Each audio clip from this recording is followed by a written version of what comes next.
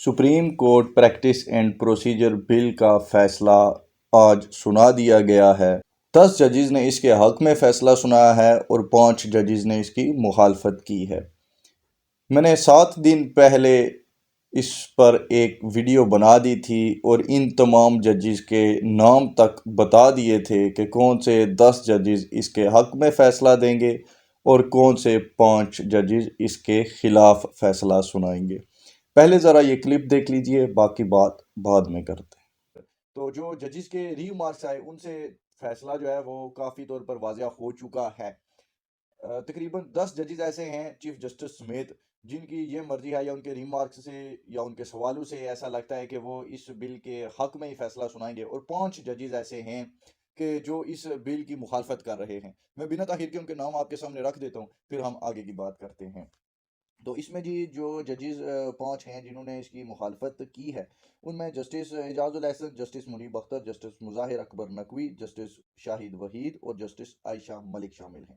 تو اب بات کر لیتے ہیں جو 10 ججز ہیں جنہوں نے اس کے حق میں بات کی ہے، ممکنہ طور پر جو کہ اس کے حق میں فیصلہ دیں گے۔ ان میں سب سے پہلے چیف جسٹس آف پاکستان جناب قاضی فائز عیسیٰ صاحب آتے ہیں، اس کے بعد جسٹس منصور علی شاہ، جسٹس سردار طارق مسعود، جسٹس یحییٰ آفریدی، جسٹس محمد علی مظہر، جسٹس عطر من اللہ، جسٹس جمال مندوخیل، جسٹس معین الدین خان، جسٹس اظہر رضوی اور جسٹس مسرت ہلالی شامل ہیں۔ تو یہ تو تھا قصہ ماضی، اب ذرا چلتے ہیں حال کی طرف۔ یہ جو پریکٹس اینڈ پروسیجر بل منظور ہو گیا ہے، سپریم کورٹ نے پارلیمنٹ کے اس قانون کو پاس کر دیا ہے، منظور کر لیا گیا ہے۔ اس کے اکارڈنگ اب سپریم کورٹ میں کوئی بھی ڈکٹیٹر موجود نہیں رہ سکتا۔ سب سے پہلے تو میں خراج تحسین پیش کرتا ہوں چیف جسٹس قاضی فائز عیسیٰ صاحب کو کہ آصف علی زرداری صاحب کے بعد یہ پہلی شخصیت ہیں کہ جنہوں نے کسی عہدے پر فائز ہوتے ہوئے اپنے اختیارات میں کمی کی ہے اور اپنے اختیارات کو بانٹ دیا ہے، جو کہ مناسب تھا۔ ورنہ تو پاکستان میں یہی چلتا آیا ہے کہ جو بھی جس کرسی پر براجمان ہوتا ہے وہ خود کو خدا ہی سمجھنا شروع کر دیتا ہے، فرعون وقت ہی بن جاتا ہے، چاہے وہ کوئی چیف جسٹس ہو، چاہے کوئی اور عہدے پر کوئی ہو۔ تو ہر انسان پاور کا ہی بھوکا ہوتا ہے اس ملک میں، لیکن یہ دوسری شخصیت ہیں پاکستان میں کہ جنہوں نے اپنے اختیارات بانٹ دیے ہیں اور آئین اور قانون کی سپریمیسی کو تسلیم کیا ہے۔ اب اس میں یہ جو پریکٹس اینڈ پروسیجر بل منظور کر لیا گیا ہے، اس کو پیش کیا تھا اس وقت کے وزیر قانون اعظم نذیر تارڑ صاحب نے۔ وہ بھی مبارکباد کے مستحق ہیں کہ انہوں نے ایسا قانون پیش کیا اور جو اب سپریم کورٹ نے بھی اس کو منظور کر لیا ہے۔ تو اب ذرا بات کر لیتے ہیں اس کے آگے کانسیکوینسز کیا ہونے والے ہیں۔ ابھی تفصیلی فیصلہ جاری نہیں ہوا، اس لیے اب یہ تو کہنا مشکل ہے کہ جتنے اس سے پہلے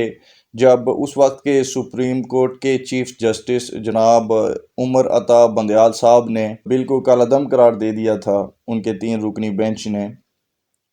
تو اس کے بعد بہت سارے کیسز پہ فیصلے سنائے گئے، بہت سارے بینچز بچھائے گئے 184(3) کے تحت۔ تو ہو سکتا ہے کہ وہ تمام جو بینچز اس وقت بنتے رہے ان کو کالعدم قرار دے دیا جائے اور وہ تمام فیصلے اڑا دیے جائیں۔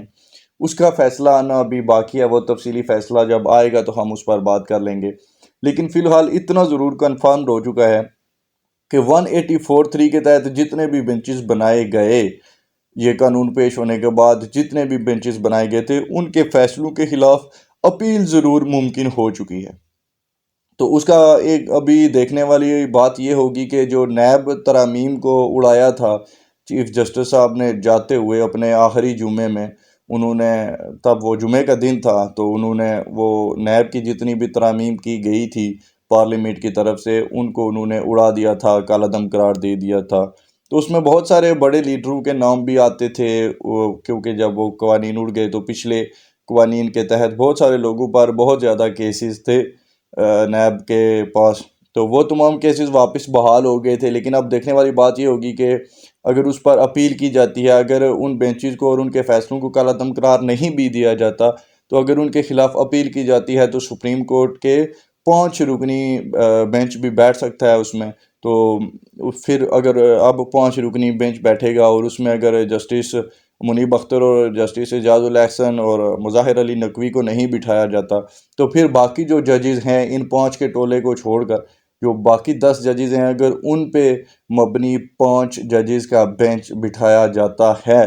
تو پھر کیا وہ نیب ترامیم کو کالعدمی قرار دے گا یا پھر وہ پارلیمنٹ کی سپریمیسی کو مانتے ہوئے اس پر بھی نظر ثانی کر لے گا. تو یہ چیزیں ابھی دیکھنے والے ہیں، اگلے دنوں میں اس پر بھی ضرور بات کریں گے.